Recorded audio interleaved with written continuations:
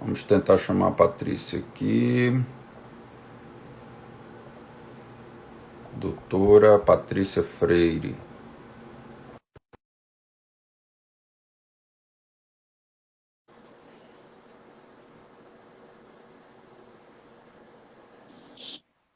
Tá difícil, hein, Patrícia? Oi, menina, hoje tá ruim o negócio, viu? É, Hoje, mas vamos caminhando. Onde é que a gente estava? Ei, você pode me interromper a qualquer hora, viu? ah, É porque eu tá falo, bom. viu? Mas a gente tá falando de glaucoma, né? Eita, Então, você tá pegando tentando botar meu, tentando de... botar o filtro. Porque você sabe, né? Mulher não fica sem filtro no Instagram. E é. É lógico. Então, vamos lá. Então, glaucoma ele pode acometer a criança. Então, assim, e o pior, né? Assim, tem algumas doenças que são silenciosas. Quando você vai ver, é, são casos que são bem marcantes, como é o caso de uma criança que eu peguei, que ela tinha retinoblastoma bilateral. Ah, Uma meu criança, Deus. hoje, graças a Deus, ela tem 20 e poucos anos, é, e ela tinha retinoblastoma nos dois olhos. E ela estava com o olhinho desviado. E o que é que acontece? Todo mundo pensava que era uma besteira. E o olho desviado já era. Ó, pessoal, não é que o olho desviado seja retinoblastoma, não. É porque uma das coisas que manifestam é isso. E o pai veio até rindo. Ah, doutor, estão chamando ela de vesguinha na escola. E quando a gente fez o fundo de olho de um olho, tinha um retinoblastoma grande e no outro olho tinha um pequeno. E a gente conseguiu fazer o tratamento quimioterápico, reduzir isso com parceria dos amigos oncológicos, né? E conseguimos salvar os dois olhos da criança, entendeu? Então, isso é bem satisfatório, né, para a gente, é bem gratificante. Isso. E com o passar do tempo, a gente tem um grande hiato aí, ou seja, depois dos 8 anos de idade, quando a visão está praticamente consolidada, quer dizer, o que você tinha para se desenvolver bem já se desenvolveu, aí você começa a entrar nos traumas. Patrícia, o que tem de gente que perde a visão por besteira, você não tem noção. É triste. Então, eu vou dizer aqui coisas que eu fico assim arrepiado quando eu vejo em aniversários. Deixa eu só pedir aqui para prender aqui, só um pouquinho. Laísa, por favor, fecha aqui a porta, porque eu estou dando uma aula, tá? Fecha aqui, por favor. Os cachorros aqui não estão dando trégua.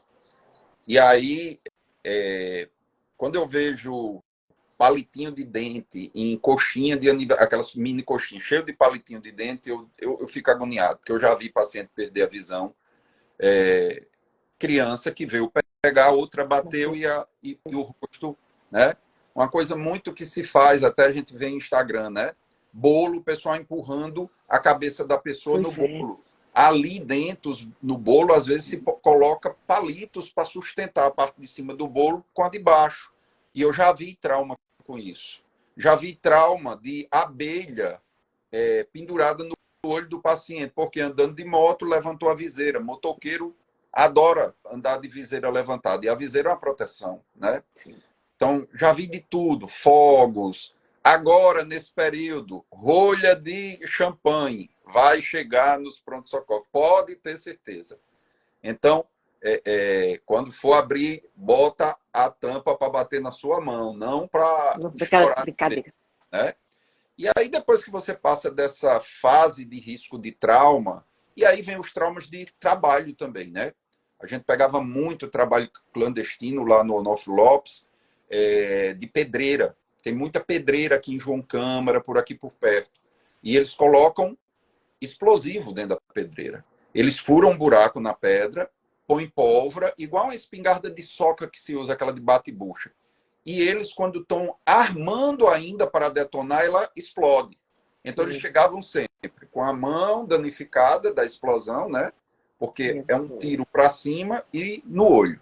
Então, a falta de material de proteção. Então, já vimos lente de contato derreter no olho do paciente que trabalha com alta tensão, devido ao o que eles chamam de raio voltaico, né? Tem várias coisas de trabalho no adulto. E depois disso a gente vai entrando já na parte da terceira idade, basicamente, que aí começa a aparecer o quê? Principalmente, a principal causa de cegueira reversível, ou seja, a catarata, já começa, isso é normal, tá?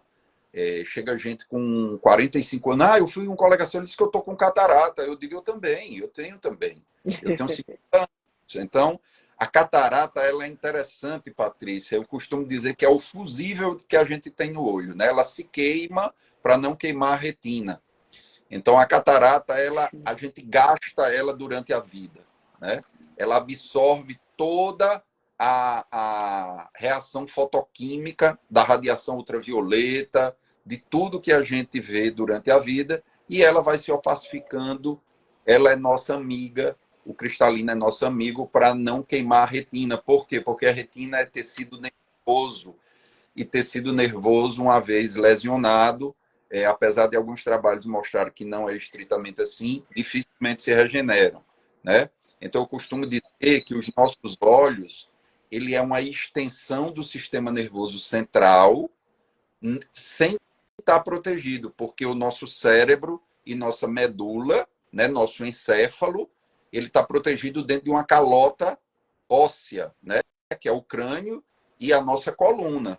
Então, se a gente sofrer um trauma leve na cabeça ou na coluna, teoricamente não teremos prejuízo nenhum. Mas o nosso olho ele está exposto. Por quê? Porque ele é um receptor. Ele precisa ver o que está no meio ambiente. Por isso que ele é tão precioso. Mas ele conduz tudo isso para o nosso cérebro, não é? Então, daí começa, devido à sua vida toda, e os hábitos de vida têm muito a ver com tudo isso que a gente está falando, né? Então, fumar já é. A gente pensa assim, né? No nosso meio, Patrícia, na nossa época de faculdade, você conhecia quantas pessoas que fumavam? Na minha turma, talvez tivesse um. É, Se você for para o sul do país, isso é é, é. absurdo, né? Mas a gente não é assim, a gente não tinha Graças. isso na É, juventude da gente, né? é. Uma das maiores vitórias em saúde pública, assim, de mudança de hábito, foi em relação ao fumo. Sim. E o Brasil é um dos países que mais teve essa vitória. A gente realmente diminuiu muito a incidência de tabagismo no Brasil. E agora o Foi problema. uma das poucas coisas que a gente conseguiu de mudança de hábito. Isso. E agora a outra luta com esse tal dos vapers, Vapes. né? Dos vapes, Pois, e que veio para tentar dar uma solução e do giro fez um giral, como diz no pois interior. é. Não é? O que É. a gente vem pegando de. Eu lembro que a gente discutiu na sala de aula um trabalho científico antes da pandemia, quando começou a estourar os casos de insuficiência respiratória pelos cigarros eletrônicos. Patrícia, se isso tivesse ocorrido, foi antes da pandemia, mas se tivesse ocorrido durante a pandemia, o quadro é semelhante a um Covid grave. É mesmo que está vendo, vidro fosco, papapá. Eu disse, rapaz, se isso acontece durante a Ia ser pandemia, iam mais. conseguir com isso. E assim, mortes, né? Transplantes bilateral de pulmão. Então, assim, é uma coisa muito grave. E para o olho, o cigarro já está comprovadamente científico que é muito danoso. É muito danoso. E aí vem as doenças relacionadas à idade. E como o próprio nome diz, a doença macular relacionada à idade. Uma das principais causas de cegueira irreversível após 60 anos. E aí, glaucoma, também mais comum após os 40 anos.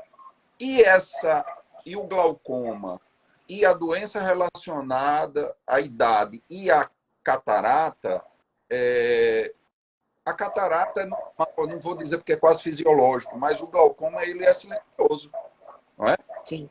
Meu pai não sentia nada, numa consulta de rotina comigo, eu medi a pressão, podia ser normal de 10 a 21, a dele estava 38, com um pai que morreu cego por glaucoma.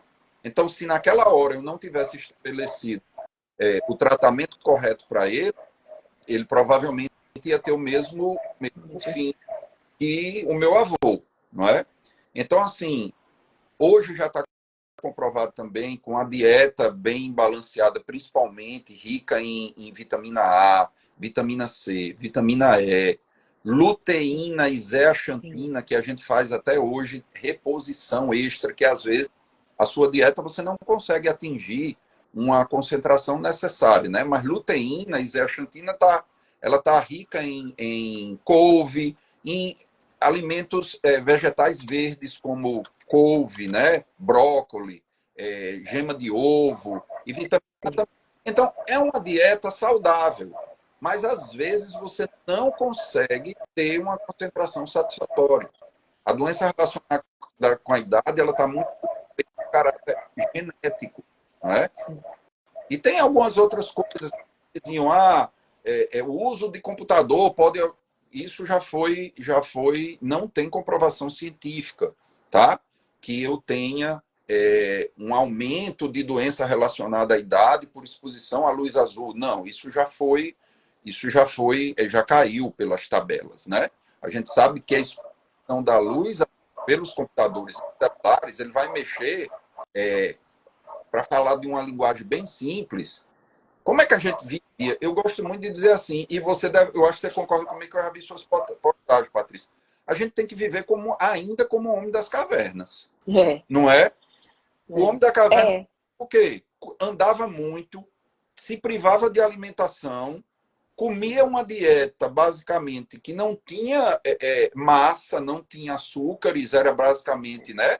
Frutas, vegetais e carne. Bicho e planta, né? E tinha outra coisa. Ele dormia quando escurecia, não tinha o terceiro turno. Então, a higiene do sono é muito importante, né? Então, a gente com Thomas Edison, eu não estou falando aqui de Thomas, não estou vou reclamar dele. A ele, né? Ele viu a possibilidade de criar um terceiro turno quando ele foi ver um eclipse lá no Wyoming. E quando ele viu o dia ficar noite, ele disse, cara, se eu inventar uma luz, uma lâmpada que ilumine a noite, eu crio o dia durante a noite. E foi isso que ele fez. Com investimento do pessoal do Wall Street, né? E não é à toa que ele botou a primeira estação na Quinta Avenida. Diga. E aí, em relação às telas e à luz azul, eu queria que você comentasse na infância. Porque tem uma história que é interessante, e eu sofri bullying, né? Porque eu era muito nerd e eu era cegueta, né? Quer dizer, eu continuo cegueta. Eu tinha miopia, fiz cirurgia de miopia, fiquei muito tempo sem precisar de óculos. Você tinha quantos graus, Patrícia? Tinha 4,5, sim. 4,5, 4,75. Você não chega a ter o que a gente chama de miopia patológica, que é acima de 6, ou progressiva, ou eu não gosto desse termo, mas miopia maligna e tal. Mas você não está míope, mas a anatomia do seu olho é de míope 4 graus. Então, você tem mais risco de ter glaucoma, você tem mais risco de descolamento de retina. Então, não é por não estar usando óculos que anualmente você não tenha que fazer toda a triagem, entendeu? Exatamente. Meu olho é um olho grande, né? Ele sempre vai ser um olho míope. Quer dizer, olha só, eu tenho esse olho desse tamanho, mas ele é grande, viu, gente? Para lá ele é grande. Não vá tirar, não, que as maiores miopias estão lá no sudeste asiático, né? E os olhos são pequenos. Pois é. E aí o que acontece? É palpebral, mas o olho é grande. Exatamente. Ele parece pequeno, mas ele para lá, para trás, ele é grande. E aí tinha aquela história que porque a criança lia muito e ela ficava míope porque lia demais. E hoje tem as telas também. Eu queria que você falasse um pouquinho sobre essa história aí. Muito legal a sua pergunta. Eu também sou da época que dizia, olha, ele é míope porque ele é muito inteligente, ele estuda demais, não é? A gente poderia aí ler demais fazia mal para o olho. A gente pode fazer também uma pergunta reversa. Será que também ele é mais inteligente e ler mais porque ele não conseguia fazer atividades ao ar livre, como soltar pipa, como brincar de baladeira, alguma coisa assim, né? Então é isso. Então hoje o que é que se tem de comprovação científicas, né? A gente sabe que geneticamente uma criança que tenha pais míopes, principalmente altos míopes, ou seja, pais com mais de 6 graus de miopia, tem muito mais chance de também desenvolver a miopia. Então, isso já é uma prevenção, a gente saber disso, né? Então, eu tenho um grau alto de miopia, eu tenho que acompanhar de perto meu filho. Por quê? Porque hoje, se você tiver uma criança evoluindo com a miopia, a gente já tem terapia para frear essa progressão. Você sabia disso, Patrícia? Existe já lentes de óculos que contêm a progressão da miopia através de uma teoria chamada teoria do defocus. E ela chega a ter uma redução da progressão em 60%. E temos também o uso de atropina centesimal, que diluída centesimalmente, que ela também já tem comprovação de conter a miopia. Então, primeiro, genética influi na progressão da miopia. E se essa criança tem genética e começa a usar tela precocemente, está comprovado uma associação, não uma causalidade. Deu para entender o que eu estou falando? Ou seja, crianças que usam mais telas desenvolvem mais a progressão da miopia. E crianças que têm atividades mais outdoor, o que é outdoor? O ar livre. Jogando bola na praia, soltando pipa, elas também têm uma proteção maior de não ter a progressão da miopia. Então, para resumir, uso de telas ajuda a progressão da miopia e ficar dentro de apartamento, trancado, sem exposição à luz solar, também ajuda a progressão da miopia. Então, regrar os meninos para o uso de telas e fazer esses meninos saírem. Então, é diferente, é uma geração que a gente brincava na calçada, né, Patrícia? Eu me lembro que eu jantava, corria para a rua. Hoje as crianças não têm como fazer isso, devido à violência, devido a tudo. Então, é outro mundo. E veio pandemia. Na pandemia, tem trabalhos que mostram que a miopia agravou. Por quê? Porque passaram a ter mais aulas, né, online, tudo isso relacionado. E existem algumas vitaminas, que é o que vem por aí, algumas vitaminas que eu não posso falar que tem comprovação científica, porque ainda vão ter trabalhos robustos que estão, alguns colegas lá do Oriente, lá por Singapura, Taiwan, conversam com a gente que estão trabalhando para mostrar uma evidência científica da suplementação de vitamina para também conter a miopia.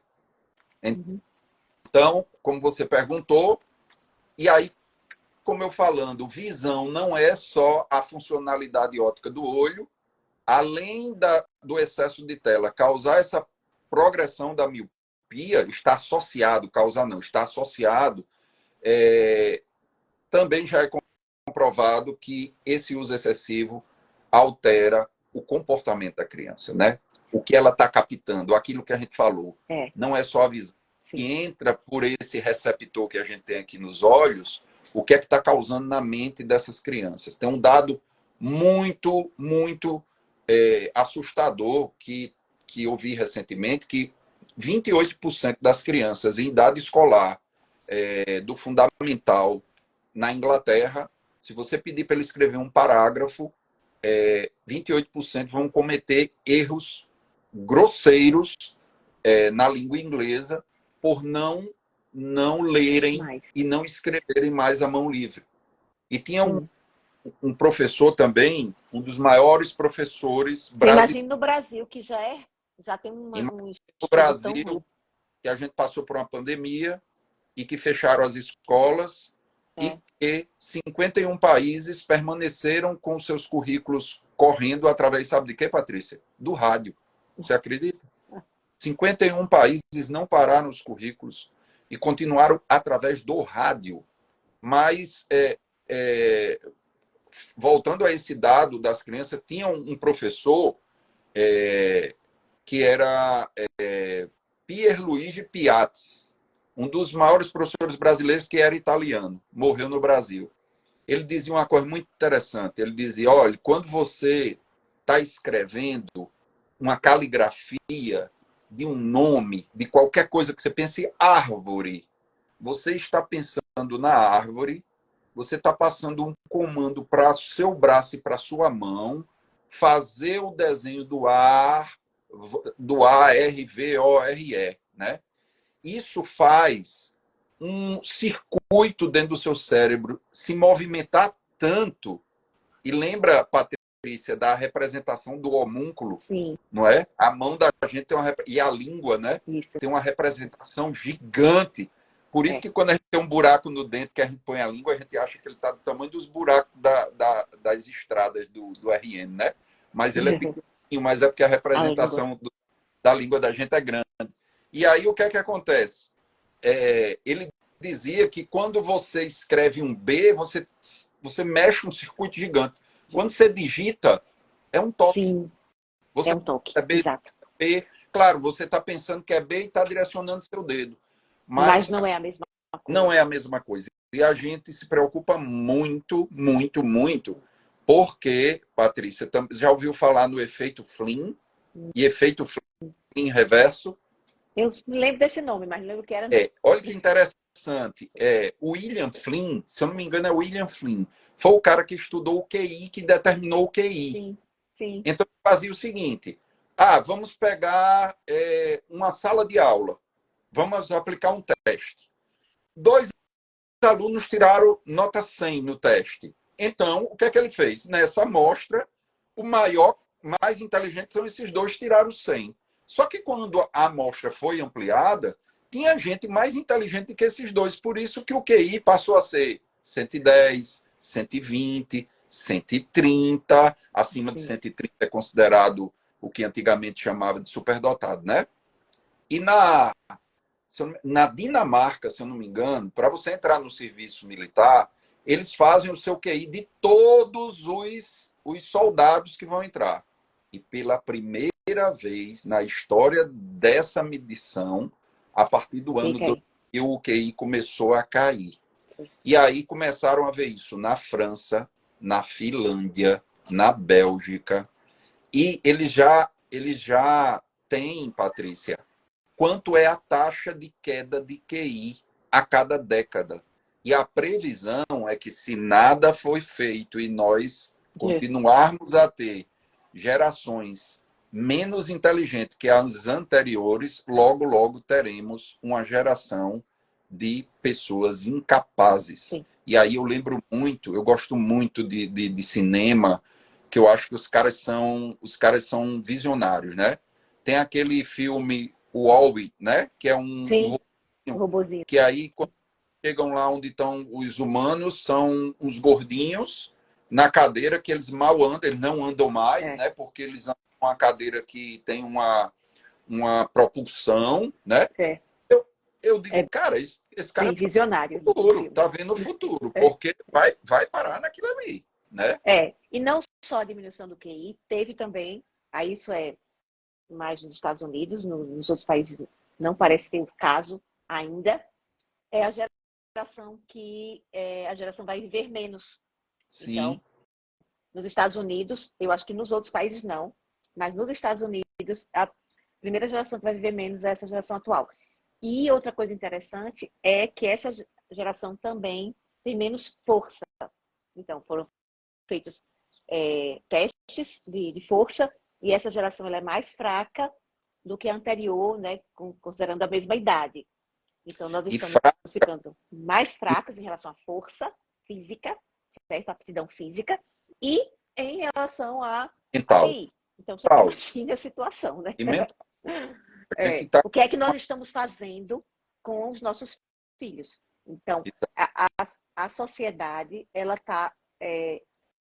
o que a gente chama muito de medicina de vida são as doenças do descompasso evolutivo. Então, nós temos um descompasso entre o que o ser humano evoluiu, o ambiente em que nós evoluímos e ao qual nós estamos adaptados como espécie, e o ambiente atual. O ambiente atual é muito mais confortável, ninguém quer voltar, eu não quero voltar, acho que ninguém quer voltar para a época das cavernas, nem viver como hoje existem. Como hoje existem ainda algumas tribos que vivem e é muito sofrido, não aconselho ninguém. Mas a gente é uma coisa que a gente tem que enfrentar, né? Então, nós somos acostumados a viver ao ar livre e a olhar para o horizonte. Atualmente a gente vive, e não tem luz azul durante a noite. Atualmente a gente enxerga muito de perto, e as crianças particularmente não, né? É incrível como elas usam o celular assim, quase entra dentro do celular, né? Então hoje em dia a gente vê muito mais de perto do que de longe, não se expõe ao sol, e à noite tem luz. Então a gente tem pouca luz durante o dia e muita luz durante a noite. E a luz azul diminui a melatonina e o seu cérebro acha que você ainda tem que ficar acordado, né? Exato. Aí você descontrola o ciclo sono-vigília. Uma coisa interessante, o cego total, que não consegue ver, né? Não tem luz. Uma das coisas que eles usam para considerar o ciclo sono-vigília, para manter o ciclo sono-vigília, já que a visão é o nosso maior, vamos dizer assim, compasso, né? Para regular isso, são os hábitos de vida. Então, a regularidade dos hábitos de vida, principalmente a regularidade da alimentação. Então, ele sabe, café, almoço e janta. Quando ele janta, aí o corpo sabe, jantei, agora está de noite, eu vou dormir. Então, eles usam muito a rotina diária, principalmente a rotina de alimentação, para regularizar o sono, já que eles não têm o mais importante, que é a visão. Por isso que os pacientes internados em UTI perdem tanto, principalmente idoso, entra em delírio, né? Isso. Porque eles perdem justamente essa referência. A UTI praticamente vai estar acesa 24 horas. Né? E a gente orienta muito o idoso no home care que ele tenha luz natural. Porque você tem geralmente vocês têm, quando a gente coloca o idoso num quarto, em casa, aquele quarto ele é escuro o dia todo. Gente, não é para ser assim. Então, se você tem um idoso acamado, durante o dia, abra tudo. Ele precisa de luz natural. A luz natural, a gente vê essa lâmpada aqui muito forte, mas ela é muito menor do que a luz solar. Então, assim, a luminosidade da luz solar é infinitamente maior. Você não compensa. Então, não adianta você ter um quarto e você liga a luz durante o dia e desliga de noite. É pouco. Ele precisa de luz natural. Ele precisa ver uma janela. Tá? Então, quem tem idoso em casa, e se for acamado, porque se não for acamado, bota ele para caminhar de manhã, para ver a luz do amanhecer e a luz do anoitecer. Então, a luz do anoitecer é muito interessante para o idoso, ajuda muito aquela luz alaranjada a regular a melatonina.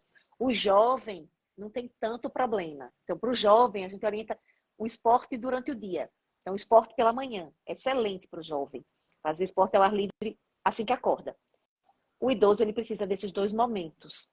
É interessante para o idoso que ele veja o alaranjado do pôr do sol também. E outra coisa que você tocou no assunto aí, Patrícia, eu falei que o uso de telas está associado à progressão da miopia, não é a causa, porque ainda não se determinou qual é a causa dessa associação, mas a luz solar verdadeira, como se diz, sem ser artificial, já está comprovado que o espectro de luz solar ele é capaz de ativar algumas células da retina, como as células amácrinas, a produzir um neurotransmissor que a gente conhece muito bem, que é a dopamina, e a dopamina ela atua numa célulazinha lá na esclera, impedindo que o olho cresça e que a miopia aumente. Então, isso aí já está, os estudos já estão muito bem direcionados para isso. E outra coisa interessante, Patrícia, que você falou aí dessa geração nova, que você falou que ela vai viver menos, né? É interessante também que tem um estudo do CREMESP, né? Que nós vivemos menos também, né? Sim, principalmente as mulheres. Principalmente as mulheres. Se eu não me engano, 10 anos e 20 anos a mulher. Então, se a gente pegar... mulher médica é assustador. É assustador. Se eu soubesse disso, eu não ia nem medicina. Eu digo aos meus alunos, olha, quando você recebe os parabéns que passou em medicina, pelo trabalho do CREMESP, que diz que é subnotificado o número de mortes. Você já diminuiu 20 anos se você for mulher e 10 anos se você for homem. Devido o quê? A péssima qualidade de vida dos médicos, que está mudando. Mas na época da gente, Patrícia, o que era bonito era você se lascar de trabalhar, de Esse que era o bonito. Médico bom era o médico que passava você chegar no Natal e dizer, não vou poder ir para o Natal porque eu estou de plantão 36 horas. Poxa, que bacana, né? Ou seja, dormindo mal, comendo mal, obeso, diabético, hipertenso, tomando remédio para dormir, tomando remédio para ficar acordado, né? E depressivo, não é isso? Aí a gente pega a principal causa de morte de 15 a 29 anos hoje no mundo. Não preciso nem dizer qual é, né?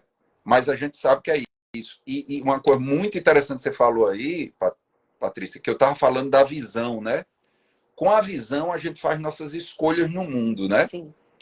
E tem um livro que ele está esgotado, só tem um para vender na Amazon. E o preço dele é R$ 999 e eu não tenho coragem de comprá-lo. Maria. Que é o Paradoxo da Escolha.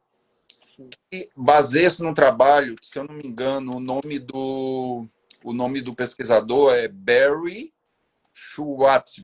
Não sei se o nome está correto, porque é cheio de letrinhas. Uhum. Mas ele diz o seguinte, é um trabalho que mostra, Patrícia, que quanto mais a gente, na humanidade, foi tendo bens de consumo, a felicidade foi aumentando. Mas chega uma hora que você continua tendo mais opções e você começa a não ter a evolução da felicidade. E chega um ponto que você começa agora a ter angústia e depressão por ter muitas escolhas. Muitas escolhas. Aí eu costumo dizer o seguinte, Patrícia, tu lembra quando a gente assistiu Top Gun 1, a gente tinha uma locadora, a gente perguntava se tinha chegado, aí o cara dizia, não, tá reservado, só chega quinta-noite. Aí você guarde para mim, ele disse, você vai ficar na fila. Aí você alugava, assistia sábado de manhã, sábado à tarde, domingo de manhã com outras pessoas, convidava, e na segunda tinha que entregar rebobinado. A gente só tinha isso de opção. Hoje eu fico doidinha todo dia no Netflix, quando eu vou assistir Netflix. A gente escolhe no Netflix, adormece, não assiste nenhum. Assistiu nenhum. Aí você tem o FOMO, que é o Fear of Missing Out. É o medo de estar perdendo algo. É isso que causa a angústia. É isso que é o paradoxo da escolha. Você sabe que tem um trabalho que vendedores de geleia fizeram em 2 supermercados?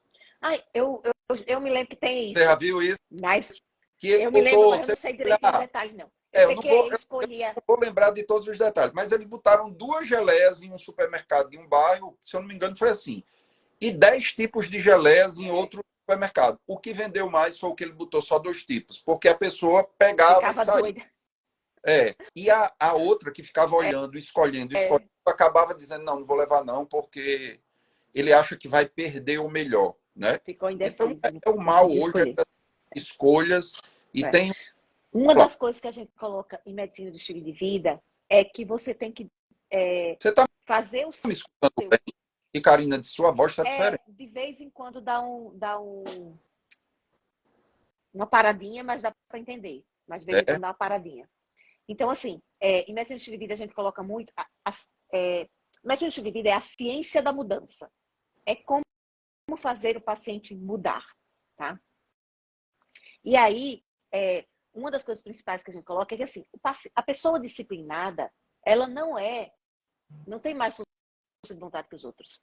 Ela consegue organizar o seu ambiente de uma forma em que a escolha seja única, seja a escolha que ela queira fazer, entendeu? Então, assim, o disciplinado, ele planejou que ele tem que treinar de manhã, comer tal coisa, fazer tal coisa.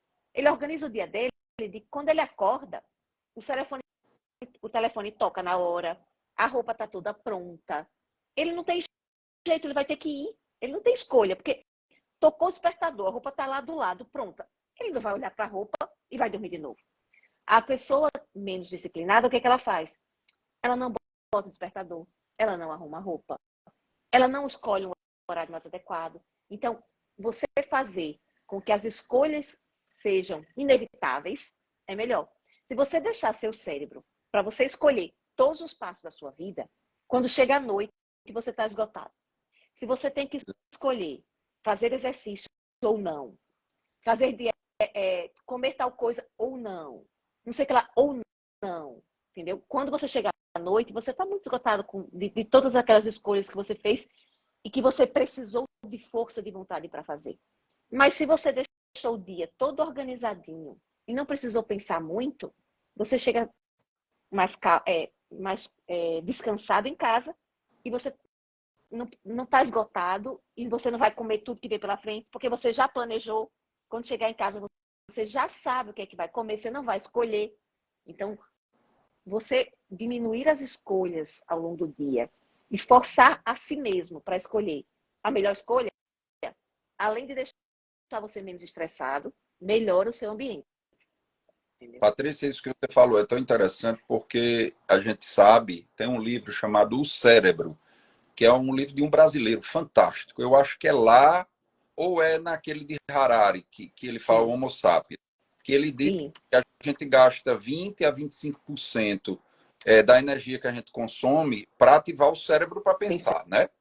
Então, quanto mais tempo a gente pensa, né, a gente está desgastando. Eu digo para os meus alunos que o nosso cérebro é um Landau. Isso que é Landau, professor? É um carro antigo que fazia quase 1 quilômetro com 1 litro de gasolina. Então, quem tinha um Landau só saía no carnaval, com todo mundo em cima para os blocos, porque não dava para andar no Landau no dia a dia de tanto consumo.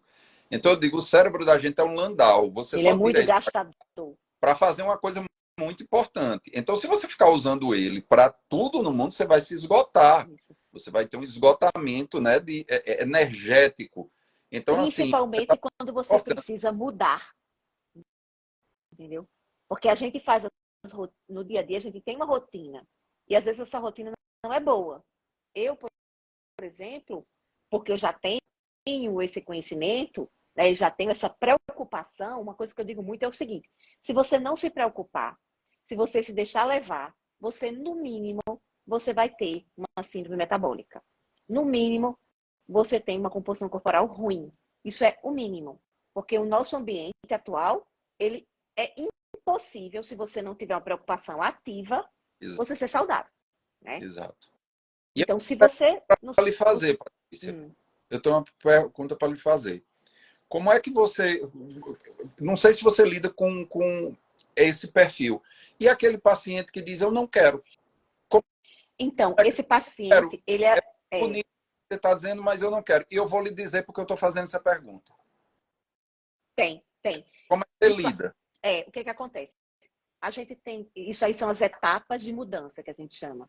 Esse paciente é um paciente pré-contemplativo. Ele não está disposto a mudar. O que é que a gente faz nesse tipo de paciente? A gente não muda ele. A gente acolhe, certo? A gente usa muito técnica de entrevista motivacional. Normalmente, o que a gente faz no paciente pré-contemplativo ou Você contemplativo negocia com ele, é isso? mas sem ele saber. Sem ele saber? Depois Porque eu vou assim, o que dar um acontece? caso, tá? Um caso.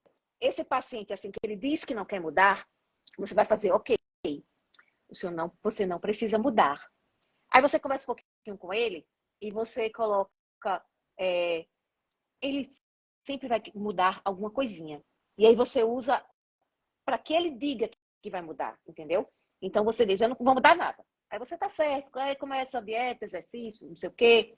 Aí você conversa com ele, aí eu disse, você acha que você poderia fazer no sono? Seu sono tá bom?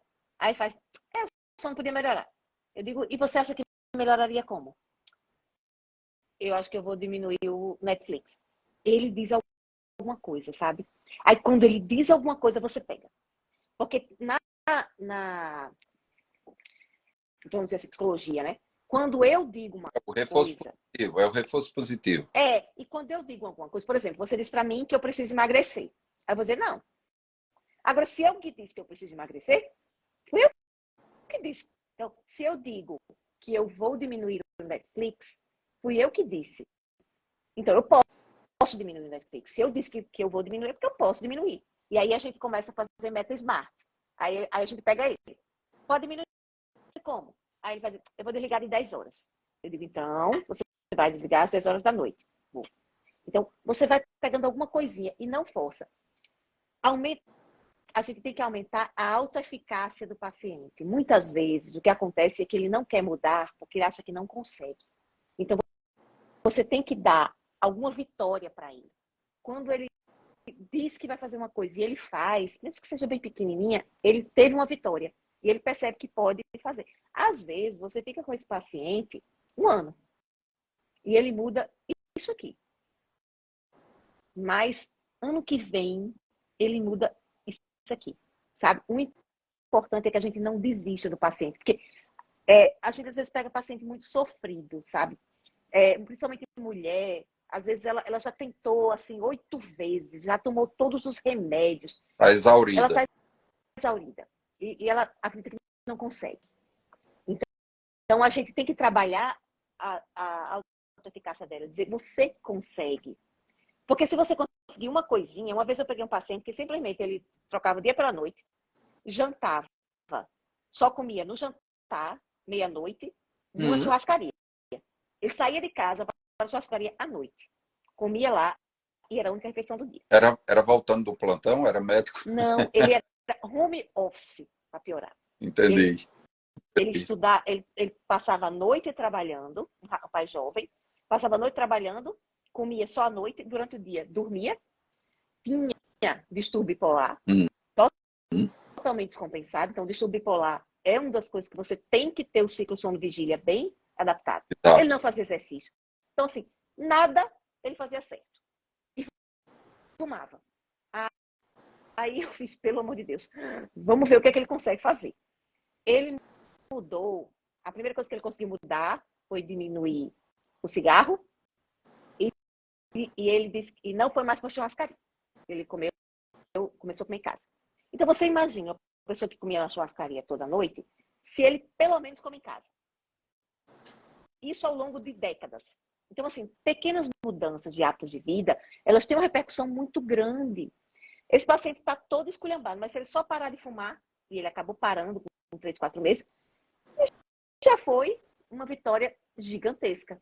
Então, quando o paciente tem muitas questões, se a gente conseguir uma questão só, eu já dou, assim, 5, 6 anos de vida para ele. Patrícia, deixa eu fazer uma pergunta para você, já que a gente está falando de visão. A apresentação do prato, a visão dele, tem trabalhos que mostram também a ajuda na dieta, né? Não é à toa que eu sou fã, e não é por isso que meu nome também, os japoneses, eles comem com os olhos primeiro para depois comer e é muito com a... lindo, muito lindo. Tem um dos meus dos meus relaxamentos é ver, não me lembro o nome da pessoa, mas é uma sul-coreana, que ela faz essas comidinhas bem bonitinhas, né?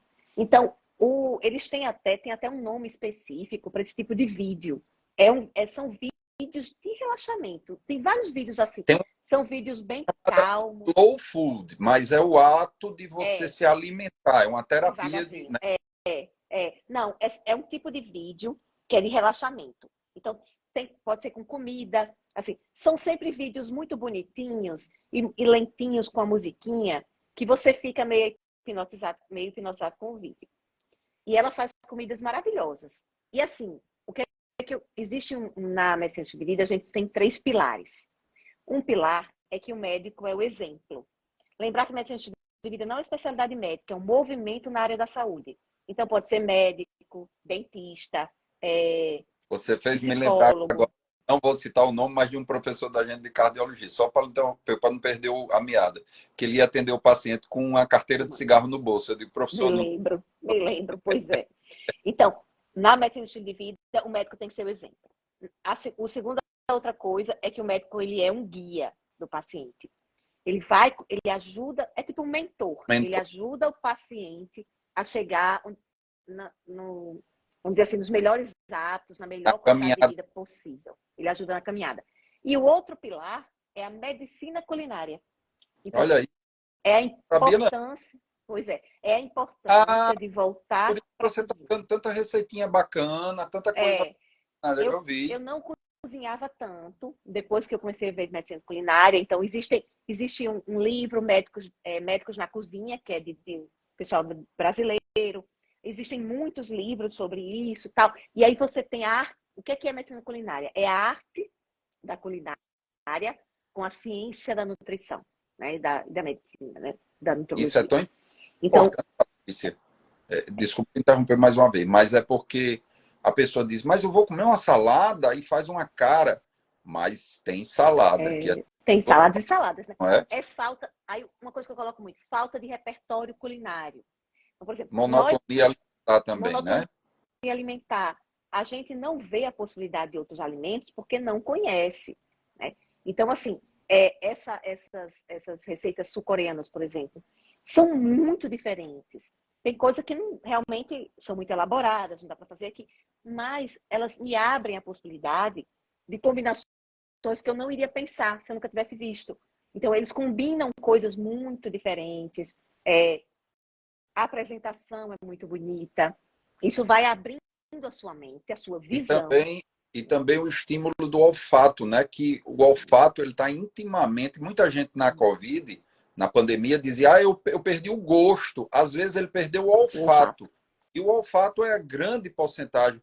Eu Olha, o costumo. dia mais feliz da minha vida Aham, foi o dia que eu recuperei. Eu passei 2 dias e meio sem olfato e paladar por causa da foi mesmo. Covid.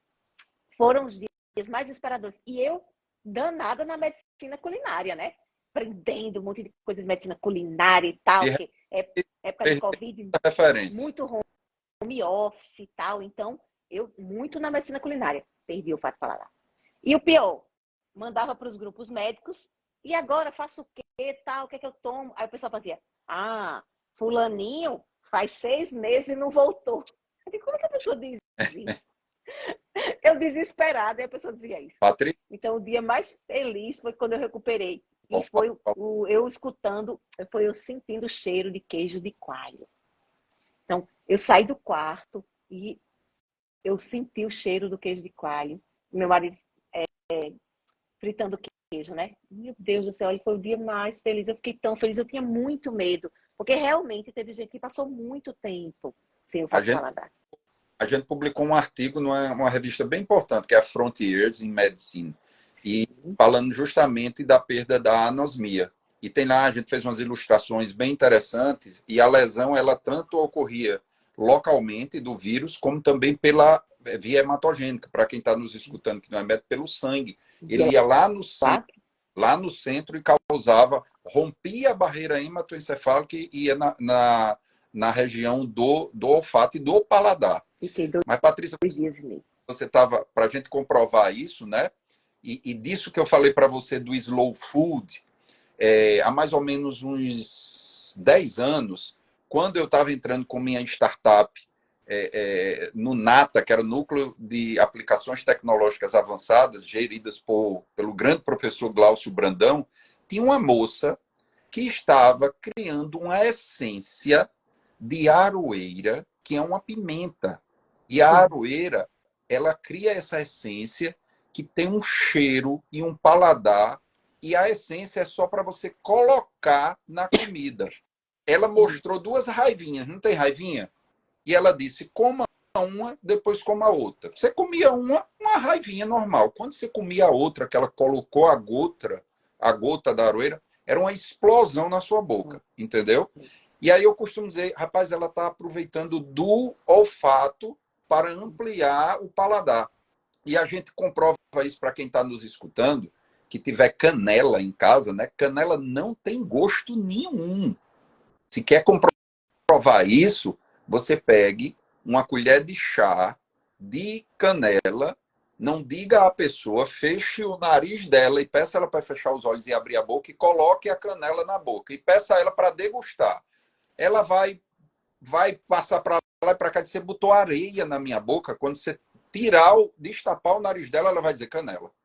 Então, canela não tem sabor, só tem cheiro, né? E é uma E comprovação. uma outra coisa interessante em relação a paladar e olfato. Primeiro, slow food. Slow food, eu coloquei um post hoje sobre isso. Você comer devagar, melhor diminuir até o pico de Eu vi, glicose. eu vi. Tá? Então, eu tô Então, lascado, viu? Porque eu como rápido tem que demais. E, quem, comer e devagar. por falar em canela e em aroma, tá aqui um nosso ex-aluno aqui, que é da Coar de Mossoró, especialista em café, viu? Tô Ai, meu acenando Deus. aqui para. E café faz bem pro fígado, viu? No último congresso agora, no Olhar Abeso, sobre esteatose hepática, né, tal. Café tem boa evidência científica, 2 a 3 xícaras de café por dia, vale a pena, é muito bom. Professor Ao contrário do álcool, que não Irami, tem... professor Irami Araújo, um dos maiores cirurgiões aqui e pesquisadores, foi com quem eu aprendi a fazer pesquisa realmente, doutor Irami e sua digníssima esposa, doutora Amália Rego, me disse hoje que a esteatose hepática está sendo um marcador assim para risco de infarto agudo do miocárdio, assim, né? Hoje o que a gente coloca, Pessoal, inclusive... eu não sou endócrino, não sou nada disso, não. Eu sou curioso só. Eu não estou... O que se coloca hoje é que a obesidade, na verdade, seria uma doença da gordura ectópica. Então, você não precisa realmente estar com tecido adiposo elevado para você ter as alterações da obesidade, né? Então, provavelmente, talvez no futuro se mude até, porque já tem a síndrome metabólica, mas eu acho que isso teria que ficar mais claro para a população em geral. Seria o falso magro. Então, o importante não é a quantidade de tecido adiposo que você tem no tecido subcutâneo, é a quantidade de gordura que você tem também entre os órgãos. Então, esteatose hepática, esteatose renal, esteatose nos músculos, que é a mioesteatose, e também tem no coração. Então, a gordura ela pode estar em todos esses órgãos. Certo? Patrícia, já que a gente está falando dessas novidades, saiu um estudo recente para a gente fazer essa ligação. Saiu um estudo recente agora que, através do exame oftalmológico, que a gente tem, inclusive, até no Onofre Lopes, em várias clínicas aqui em Natal, que é o OCT, que é uma tomografia de coerência óptica, não é nada fora é um aparelho hoje dito normal na oftalmologia. Ele já é capaz de dar o diagnóstico de autismo em 100% de acurácia. Um grupo agora da Coreia do Sul conseguiu fazer 2 grupos conhecidamente de quase 1.000 crianças sadias e 1.000 crianças com autismo diagnosticado. E através das imagens retinianas com algoritmo e deep learning, né, que é o aprendizado de máquina, ele conseguiu uma acurácia de 100% no diagnóstico. Então, será que brevemente nós temos um aparelho em que deu o diagnóstico apenas com a criança colocando o olhinho lá, né? Olha aí. E como é o nome do exame? É um OCT, tomografia de coerência óptica. Não é nada que você precisa entrar como numa tomografia, não. Você bota o queixo, encosta a testa, ele vai lá e bate uma foto do seu fundo de olho. E outro trabalho interessante que saiu foi que esse mesmo aparelho de OCT, ele conseguiu predizer e relacionar doença renal também através do olho. Então, aquele negócio que o olho é a janela de nossa alma, parece que cada vez mais eu admiro os antigos.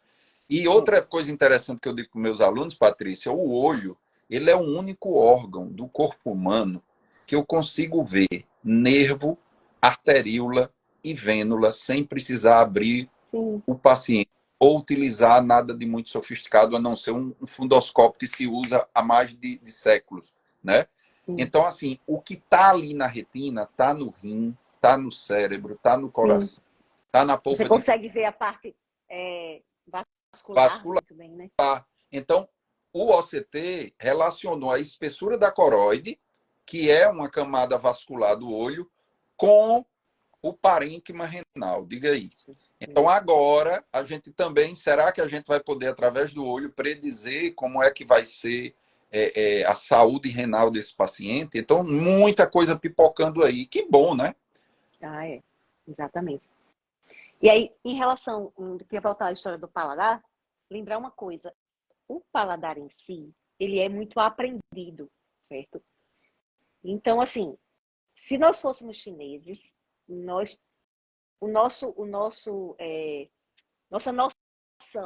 de gostoso e ruim seria muito diferente, né? Se eu tivesse nascido em outro país, o que eu acharia gostoso, o que eu acharia normal de comer no café da manhã, de comer no almoço, de comer no jantar, seria muito diferente. Então, isso. O repertório culinário, ela é importante para você abrir a sua visão, nesse sentido. É muito comum no paciente com obesidade que ele ache que ele gosta mais de comer e quem é magro não gosta.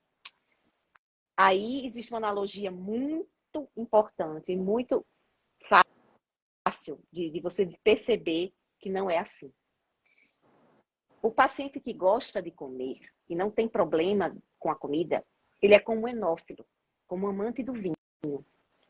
Ele gosta da comida, mas ele não é escravo dela. Ele não come qualquer comida, né? Ele não toma qualquer vinho. E ele não toma vinho o tempo todo.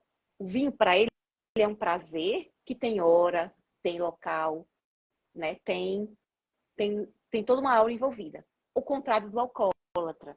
O alcoólatra, ele não gosta da bebida. Ele é escravo dela. Ele não sente prazer ao beber. Ele, né? Não é prazer o que ele sente ao beber. Então, a pessoa que tem um relacionamento bom com a comida, ela não é que ela goste menos de comer. Claro que tem gente que gosta menos e mais, assim. Mas, assim, o que a gente deve querer ser, se você acha que você gosta de comer, então o que você deve almejar é ser um enófilo, não um alcoólatra. Então, você deve aprender a comer como um amante de vinho bebe, e não como um alcoólatra faz, né? Então, assim, você precisa aprender que a comida, ela é um prazer, mas ela tem hora, tem local, ela é devagar, ela tem... Para você saborear realmente uma comida, não é no meio não é no meio do trabalho, comendo de qualquer jeito, sem notar o que está comendo em pé. Então, ao comer, você tem que dar importância à comida. E outra coisa, tem uma coisa que eu gosto muito assim, a comida, ela é cara para você, porque ela custa calorias. Tudo que você come, ela tem um custo alto para seu metabolismo, apesar de ser nutriente e tal, mas na situação atual que nós temos hoje, que é excesso de comida, a comida, na verdade, ela é custosa, porque toda vez que a gente come, a gente está em risco de ficar gordo. Então, a gente tem que dar valor àquela comida, já que ela vai, né, que ela vai ter calorias, que eu não vou poder comer tudo que eu quero na minha vida, que eu coma devagar, que eu coma saboreando, que eu coma o melhor.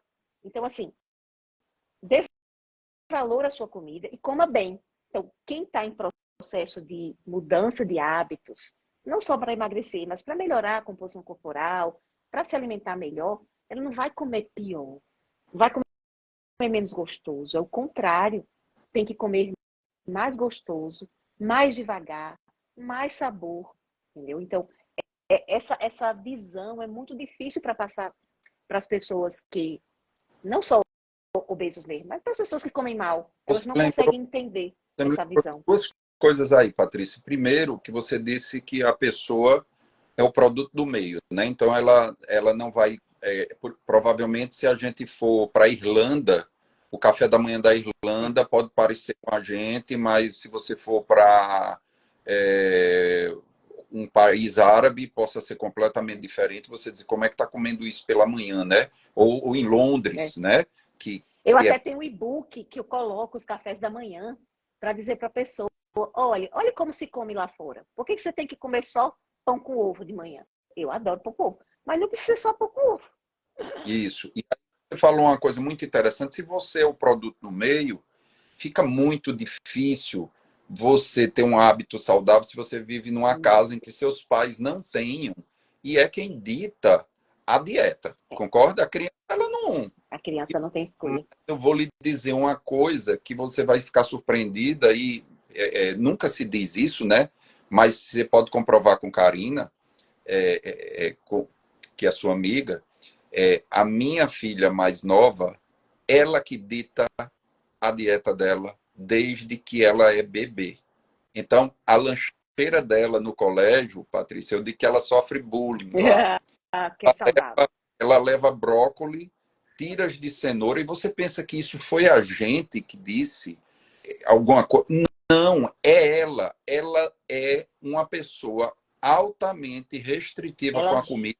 E é tudo que você está dizendo aí. É tudo isso que você está dizendo. Mas ela é assim desde bebê. ela não aceitava a dieta que a gente colocava. Entendeu? É.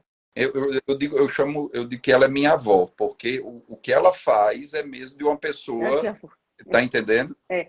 Mas muito Uma interessante. coisa que é diferente em relação ao ser humano, todo animal, ele, né, ele é produto do seu meio, mas o ser humano tem uma vantagem. Nós somos produto do nosso meio, mas nós podemos modificá-lo, certo?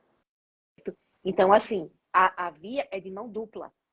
A partir do momento que eu tenho o conhecimento, a visão de que aquele meu ambiente não está condizente com o que eu quero, com os meus valores, isso aí é uma coisa da TCC, da terapia cognitivo comportamental. Você tem que ter, tem que fazer as coisas compatíveis com o seu objetivo, né? com os seus valores. Então, se você quer ser uma pessoa mais magra, mais saudável, né?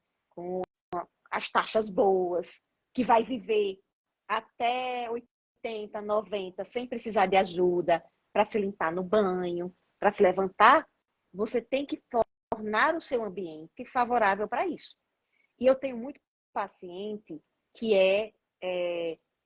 vai ser mãe ainda, que elas colocam que querem mudar os hábitos antes de ser mãe, para quando a criança nascer, ela ter hábitos melhores. Isso, e, assim, é fantástico quando eu pego uma paciente assim. Às vezes também tem paciente com criança pequena, que quer melhorar os hábitos pela criança. Eu coloco muito isso. Gente, se você quer deixar o seu filho mais saudável, não são seus genes o mais importante. Fora doenças genéticas muito específicas, a maioria da nossa condição de saúde é meio ambiente, é hábito de vida. Então, se você der bons hábitos para o seu filho, ele vai ser saudável. Tá? Patrícia, então, é o lembra ambiente, você tem que mudar. que eu disse que tinha um caso que eu ia lhe contar? E o caso é do meu pai. Meu pai, ele desde que eu me entendo de gente, meu pai sempre foi, sempre gostou muito de comer e beber. Muito, muito, muito, muito. Muito de tudo. E desde que eu me entendo de gente, ele era todo o colesterol dele alterado, tudo, tudo, tudo alterado. Nunca se preocupou em tomar remédio, em nada, nada, nada, nada. Quando eu entrei em medicina e que a gente começa a estudar e achar que pode dar conselho, comecei a querer mudar o estado dele. Ele já estava obeso, bem obeso. E só para você ter uma ideia, eu viajava para o interior e eu gostava de viajar bem cedo, 5 horas da manhã. E eu viajava com Karina e ia pegar minha mãe para viajar.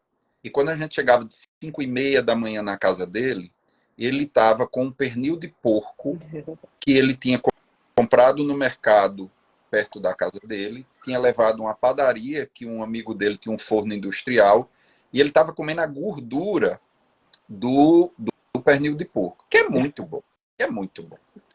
E aí eu dei um sermão para ele, como é que pode você, obeso, hipertenso, diabético, com as taxas todas alteradas, como é que você está comendo isso? E levei o maior sermão que um cliente poderia me dar. Por isso que eu lhe fiz aquela pergunta. Ele disse, olha, você pode ser o doutor que você quiser, mas se é para... Aí é isso que eu queria escutar de você. Se é para eu me privar, viver 10 anos me privando do que eu gosto, eu quero viver 2 anos comendo o que eu quero.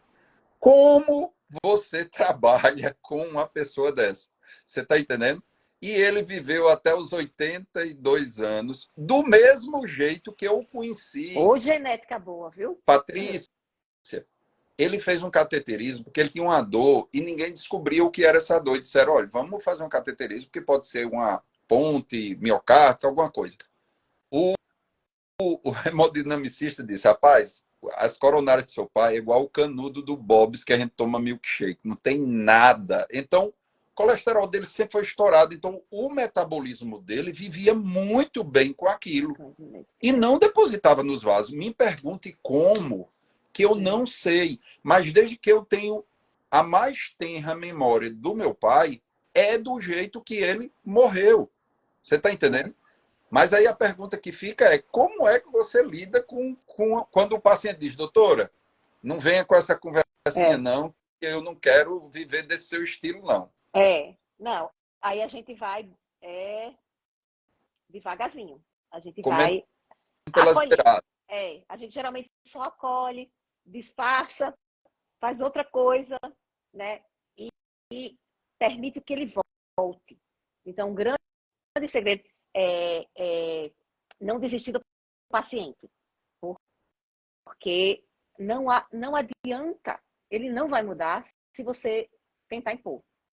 Então, o que você pode fazer é acolher, tentar fazer alguma mudança mínima que ele consiga e esperar que ele fazer com que ele volte, porque a cada vez que ele volta, ele fica um pouquinho mais aberto a fazer alguma coisa, porque ele voltou. Por que ele voltou para o médico que quer mudar? Porque ele está querendo abrir alguma coisa. E às vezes demora 1 ou 2 anos o paciente indo.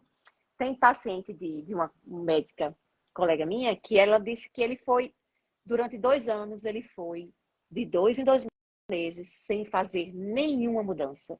Obeso, tal, ela tudo bem. Fazia os exames, passava alguma coisa, fazia alguma perfumaria, acolhia e nada. 2 anos depois, ele estava chegou no ponto dele. E ele queria mudar. E aí, hoje, ele é magro. Hoje, E você falando aí, eu lembrei do meu pai, como ele era resistente a tudo isso, Patrícia.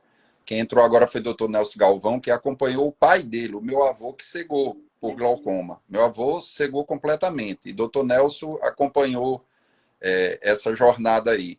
E meu pai, eu prescrevi o colírio para evitar e ele não teve dano nenhum, mas ele era tão. Ele, com o pai que ficou cego, que ele viu o pai ficar cego, ele não usava o colírio. Minha mãe pegava ele deitado, dormindo, mamãe abria o olho dele, pingava o colírio e ele não acordava, porque quem pingava era minha mãe. Pra você ver como era difícil o negócio. tomar a medicação é um comportamento. E tem paciente que até o comportamento de tomar a medicação é difícil.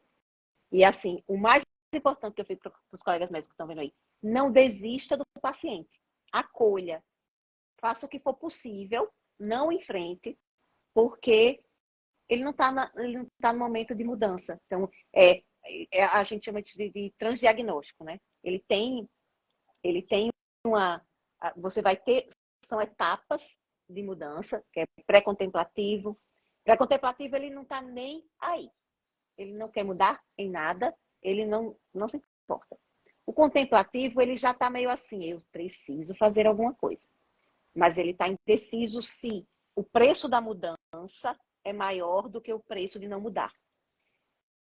Já, aí você tem a outra etapa, que é a etapa da ação. Ele já está, né, ele já aceita que precisa mudar e ele começa a mudar. Então, aí tem a etapa da recaída, que aí a gente tem que acolher de volta, trazer. Então, são etapas da ciência da mudança que são comuns a todo mundo e depende, por exemplo, você pode estar no pré-contemplativo para uma coisa, um aspecto da sua saúde, e na ação para outra, e a gente pega essas coisas e vai fazendo na medida que o paciente aceita, na medida que a gente consegue levar o paciente. E Patrícia, tem um detalhe interessante que é assim... você. Hã? Depois tem uma pergunta para você. E tem um detalhe interessante que assim, o médico, ele tem que estar, nesse... Se ele não é assim, por exemplo, se ele não é fitness, se ele não faz exercício, ele não vai conseguir fazer com que o paciente faça nunca. Porque ele vai dizer assim, o senhor tem que emagrecer, viu? Tem que fazer exercício. O paciente vai olhar para ele e fala, se eu sei, né? Eu não consigo fazer. Saber que precisa, todo mundo sabe. Agora a gente não consegue articular no nosso dia a dia como fazer. Patrícia, a pergunta que eu tenho para você é a seguinte: a gente vê tudo isso, tudo bacana, mas aí uma pergunta que a gente pode fazer.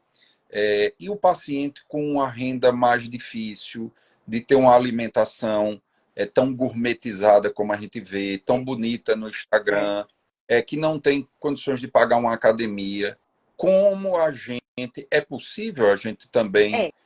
Estou falando isso porque a gente tem isso também na oftalmologia também. Tem muitas coisas que a gente quer fazer o melhor, mas às vezes o paciente não tem condições, não é? Em relação ao hábito de vida, é mais fácil. A gente tem no Brasil uma vantagem que não tem, por exemplo, nos Estados Unidos e na Europa. A comida saudável, que na verdade é bicho e planta, não é gergelim, né? Como é aqueles negócios blueberry, não sei o que lá, não é isso, é bicho e planta. No Brasil, ao contrário do que o pessoal diz, a última pesquisa que foi feita, nós temos o Guia Alimentar da População Brasileira. É um guia excelente. Os outros países copiam o nosso guia, porque o nosso guia é fantástico. E na pesquisa para ser feito esse guia, verificou-se que no Brasil ainda é mais barato comer bem do que comer mal. Ainda é mais barato aqui, principalmente no Nordeste. Eu vi essa história. Porque o que, né? Porque o que é comer bem? É comer bicho e comer planta. É comida de feira. Não é comida. Tem interessante que no supermercado tem assim, comida saudável às vezes. É um monte de saquinho e pozinho. Caríssimo. Não é. Caríssimo. Não é aquilo. Comida saudável é comida de feira. Então, geralmente, quando o paciente é mais pobre, eu digo, olha, é o seguinte, tem na feira, não tem na feira, tem na padaria, então não é bom. Ou se tiver na padaria... Gostei dessa sua orientação. Evita padaria e evita coisa que só tem no supermercado. Por exemplo, biscoito recheado. É de padaria, de supermercado, não é de feira, então não é bom. Mandioca é na feira, então é bom. Então, assim, a parte da alimentação não é tão difícil no Brasil. É mais difícil a mentalidade. Porque, por exemplo, quando eu me formei, eu trabalhei no PSF, né? Programa de Saúde da Família, na época, que hoje é mais médico, não sei o que lá, não sei como é que tá agora. Eu fazia a mesma coisa. Eu cheguei lá e vi que a maioria dos problemas era hábito de vida inadequado. Então, eu ensinei a escovar dente, a fazer curativo, e a comer. Então, uma vez eu cheguei e disse assim, olha, eu não quero ver biscoito recheado aqui nesse posto. Porque eles traziam, né? As crianças ficavam esperando a consulta com biscoito recheado. E pipo. Não quero. Pipos. E pipos. Não quero ver. É caro e não presta para nada. Aí sabe o que a mulher fez? Levantou a sua mão e fez. Meu filho é pobre, mas meu filho também tem direito. Eu não pensei nisso. É cultural. Cultura é difícil. Hoje está melhor do que antigamente, porque eles sabem que faz mal e que não é para comer. Na época, foi uma ofensa, porque eu estava dizendo que o filho dela não poderia comer. Meu filho não é macaco para sair comendo banana no meio da rua. Hoje, a gente vê tenista, né? Então, vê na televisão que o pessoal de tênis come banana. É aquele povo bem rico. Então, já está mais fácil nesse sentido. O difícil hoje é porque o acesso às comidas mais calóricas é mais fácil. Mas a mentalidade, pelo menos ele sabe que não é para comer, mas come sabendo mesmo. A grande sacada da indústria foi misturar a gordura com açúcar, né, Patrícia? A grande sacada da indústria foi misturar a gordura com açúcar. Exato. Existe uma concentração, existem 3 concentrações específicas de gordura, sal e açúcar que já foram mapeadas, que são que trazem, né, essa hiperpalatabilidade dos alimentos. Eles ficam realmente irresistíveis. Isso. Eu não lembro decorar, porque é porcentagem, mas eu tenho isso aí, já tem cadastrado. São como eles misturam a gordura, o açúcar e o sal, de uma determinada maneira, que realmente funde o nosso centro de saciedade e fome. Tá? Isso aí já é mapeado mesmo. E aí, assim, a dificuldade maior em relação à dieta é mais a mentalidade. Porque, assim, comer é caro. Mas se você vai comer saudável não é mais caro do que comer ruim. No Brasil, ainda. E em relação ao exercício físico, também existe academia. Se a pessoa está empregada, é aquela coisa. Se você é indigente, não tem o que fazer. Se o paciente é empregado, o que é que eu vejo no posto que eu atendo? Tem academia de 50, 60 reais. Eles fazem, entendeu? Falta mais a mentalidade que é bom fazer do que o dinheiro para pagar. Nesses casos, claro, que a pessoa tem um emprego e tal, porque realmente não é cara a academia, certo? E a academia não precisa ter os equipamentos do mundo todinho para prestar, né? Os exercícios são muito simples para fazer. Naqueles exercícios todos, é só para ficar bonito, né, no Instagram, mas não precisa fazer aquilo. Então, eu acho que a mentalidade é mais importante. O que é difícil, na verdade, no meu caso, que eu vejo sofrimento mesmo das pessoas, é acesso à medicação de obesidade. Aí sim, esse é eu acho que o maior problema não é nem essas coisas de hábitos de vida que daria para manejar. É o acesso à medicação. Eles têm obesidade grave. Não dá para tratar só com dieta, né? Força, foco e fé. Eles precisam de acesso à medicação. Então, para a nossa população, eu acho que o mais grave realmente é a falta de acesso aos medicamentos. Entendi. O que mais? Da visão. Gente, eu tô com medo do Instagram bater a gente aí, porque já faz 1 hora e cacete. 1h40 já. É. Mas transitamos, eu acho que por tudo um pouco, não foi? Tudo um pouco. Foi muito bom. Eu não sei o que danado o Marquinhos está fazendo comigo, mas ele está derrubando as minhas lives todas. Eu vou ver se eu desinstalo de novo esse Instagram para ver se resolve. Muito obrigada. Eu que agradeço e estou sempre à disposição, porque aqui é quase como se chama, né? Eu não gosto muito desse sistema, um collab, né? Um collab. É um collab. Eu acho que dá para a gente fazer outros, porque a gente falou tanta coisa, ainda faltou tanta coisa para falar. Tem assunto que a gente falou aqui que dava para parar para falar só dele. Exatamente. Eu gosto muito de estudar comportamento, né? Então tem autores da década de 50, como Solomon Asch, que é fantástico. Os caras... Por falar em comportamento, agora eu me lembrei. Olha, pessoa meio doida, né? Meio assim. Eu fui para Las Vegas e eu e meu marido. O que é que nós fizemos em Las Patrícia, Vegas? eu tenho dislexia e se eu perder, eu some na minha mente. Sim, diz. Tem uma aluna nossa aqui, Tereza Suiane, que ela é aluna de medicina. Ela botou parabéns por um papo muito enriquecedor. E ela faz parte do nosso grupo de pesquisa. E hoje eu falei esse termo, doido tem imã, tá? E esse termo não é meu. Esse termo é de Marcos Lopes, que é um cientista do Instituto de Ciência e Tecnologia do Rio de Janeiro, que foi o cara que criou a impressão fetal. E ele estuda as múmias do Egito, imprime as múmias fora, tem um TEDx dele explicando tudo isso. Mas quando você disse aí, eu digo, doido tem imã. Ele... Pois é, olha só, você falou em comportamento, a gente foi para Las Vegas, eu e meu Rafael, marido. e Rafael está aí também, que também teve a reunião com a gente e também é do grupo de pesquisa. Aí, o que a gente fez? Tem um livro que é muito bom, é Truques da Mente. Eu acho que ele tem em português, Truques da Mente. Que na época não tem, eu acho. Tem. Você foi para Las Vegas. Fui para Las Vegas. O que é que a gente foi fazer em Las Vegas? Esse livro, ele fala da junção de neurocientistas e como é que chama? Não são mágicos, são os ilusionistas.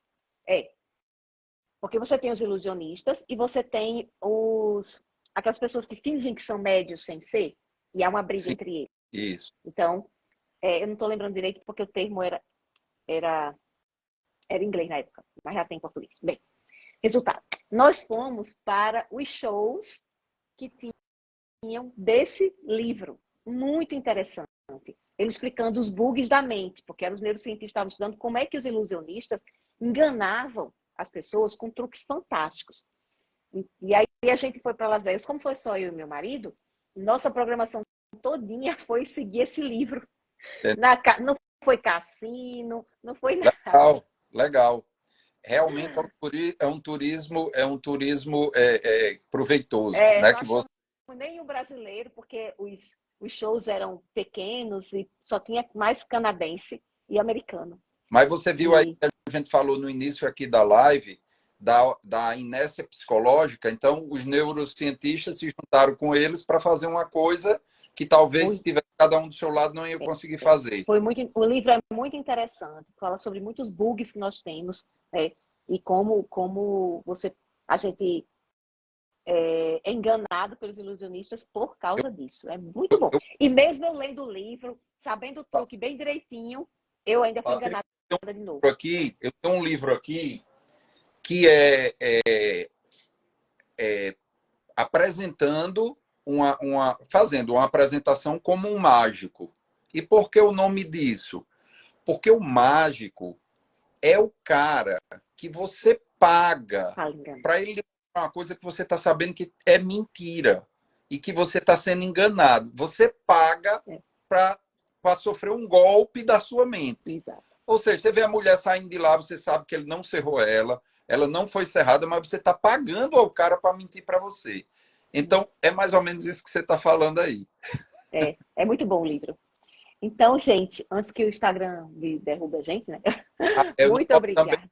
A Thaís também está aí. Thaís é também do grupo de pesquisa e é aluna de medicina também, um povo assim excelente, fora da média. Um abraço para você. Então, muito obrigada por ficarem aqui até o final, mesmo com as lives caindo e tudo. Com a live caindo 2 vezes. Muito obrigada, foi um prazer. E é o seu Instagram que está fazendo a live, você tem que desligar. Tchau. Boa noite, foi ótimo. E quem quiser tirar alguma dúvida a mais que ficou pendente, vai lá no direct que a gente fala, né, Patrícia? Isso mesmo. Qualquer dúvida, pode mandar um direct. Um abraço, Patrícia. Bom lhe ver, viu? Tchau.